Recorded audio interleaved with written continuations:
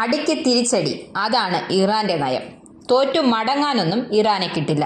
ഇറാനെ നശിപ്പിക്കാൻ ആരിറങ്ങിയാലും അവരെ മുച്ചൂട് മുടിച്ചേ ഇറാൻ അടങ്ങുകയുള്ളൂ. കാരണം ഇറാന് ഭയമെന്ന ഒന്നില്ല. കഴിഞ്ഞ ദിവസം ഇറാന്റെ നേതാവ് തന്നെ ഇക്കാര്യം വ്യക്തമാക്കിയിരുന്നു. തങ്ങളെ സംബന്ധിച്ച് ഭയമെന്ന ഒന്നില്ല.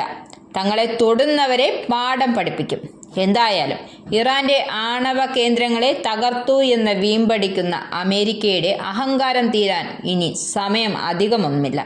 ഭരിച്ച് ഭരിച്ച് ട്രംപ് അമേരിക്കയുടെ നാശം കാണും. അക്കാര്യത്തിൽ ഒരു സംശയവും വേണ്ട. ഇറാനിലെ ആണവ കേന്ദ്രങ്ങൾക്കു നേരെ അമേരിക്ക ആക്രമണം നടത്തിയതിനു പിന്നാലെ ഇസ്രയേൽ വീണ്ടും ആക്രമണം നടത്തിയിരിക്കുകയാണ്. ഇറാൻ ആക്രമിച്ചതായി ഇസ്രയേൽ സേന എന്തായാലും സ്ഥിരീകരിച്ചിട്ടുണ്ട്.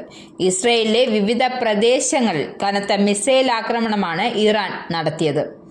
നേരത്തെ ഇറാനിലെ 3 ആണവ കേന്ദ്രങ്ങളാണ് അമേരിക്ക ആക്രമിച്ചത്.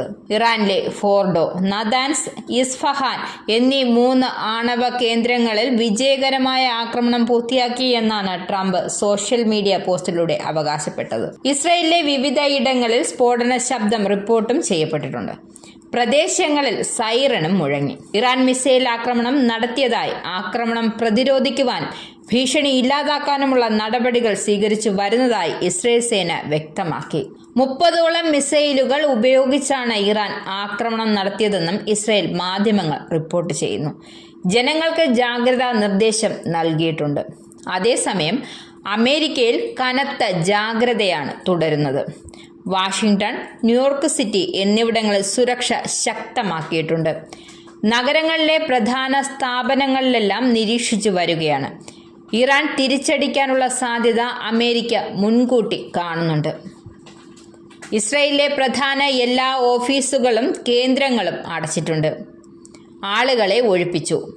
ഇറാനിൽ നിന്നും പ്രത്യാക്രമണം പ്രതീക്ഷിച്ചാണ് ഈ മുന്നൊരുക്കം നടത്തിയിരിക്കുന്നത്. സ്കൂളുകളും ജോലിസ്ഥലങ്ങളും ഓഫീസുകളുമെല്ലാം അടച്ചിടാനാണ് നിർദ്ദേശം നൽകിയിരിക്കുന്നത്. അത്യാവശ്യ സേവനങ്ങൾ മാത്രം തുറന്ന് പ്രവർത്തിക്കാനാണ് അനുമതിയുള്ളത്. ആക്രമണത്തിന് പിന്നാലെ ഇസ്രയേൽ പ്രധാനമന്ത്രി ബെഞ്ചമിൻ നെതന്യാഹുവിനെ വിളിച്ച് US പ്രസിഡന്റ് ഡൊണാൾഡ് ട്രംപ് വിവരങ്ങൾ ധരിപ്പിച്ചിരുന്നു.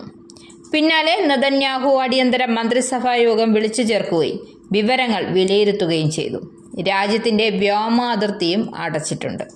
എന്തായാലും വരും ദിവസങ്ങളിൽ ഇരു രാജ്യങ്ങളും തമ്മിലുള്ള യുദ്ധം മൂർച്ഛിക്കുമെന്ന കാര്യത്തിൽ സംശയമില്ല.